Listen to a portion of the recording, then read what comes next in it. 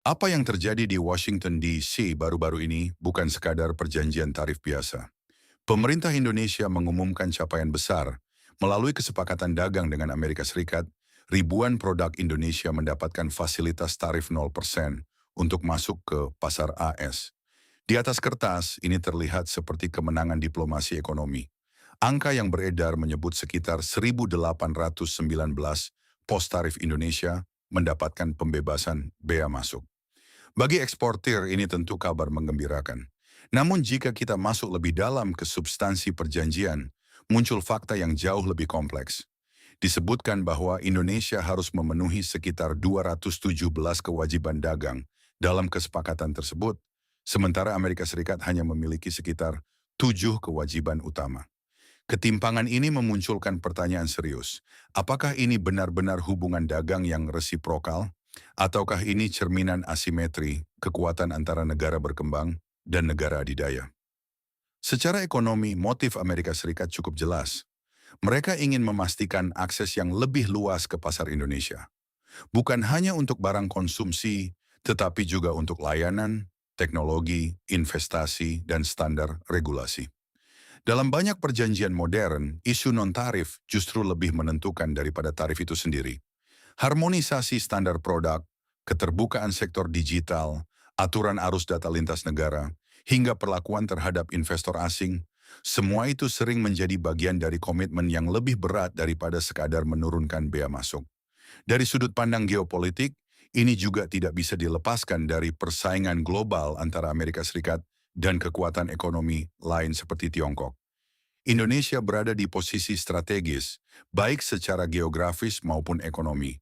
Dengan mengikat Indonesia dalam standar dan aturan yang selaras dengan kepentingan Amerika, Washington memperkuat pengaruhnya di kawasan Asia Tenggara.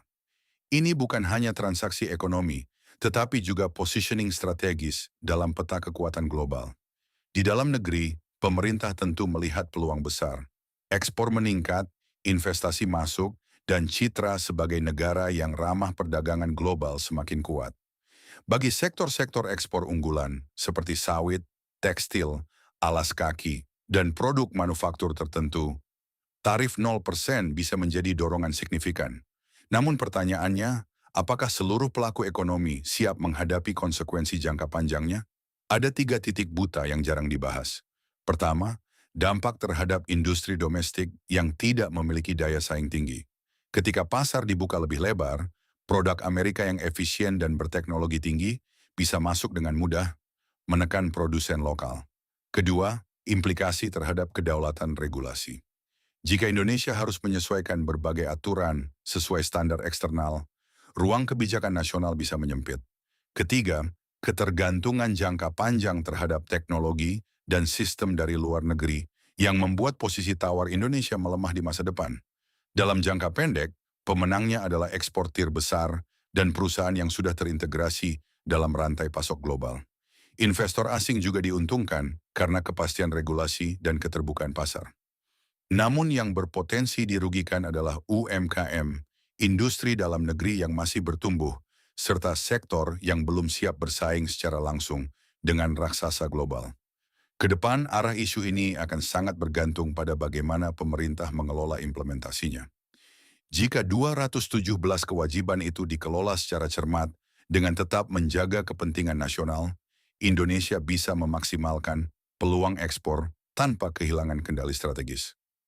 Tetapi jika tidak, maka tarif 0% bisa berubah menjadi pintu masuk ketergantungan baru yang sulit dibalikan. Jadi pertanyaannya sekarang bukan sekadar apakah tarif 0% itu menguntungkan atau tidak. Pertanyaannya adalah seberapa besar harga strategis yang harus dibayar Indonesia untuk mendapatkannya. Apakah ini langkah cerdas dalam diplomasi ekonomi global atau kompromi yang terlalu jauh? Tulis pandangan kamu di kolom komentar.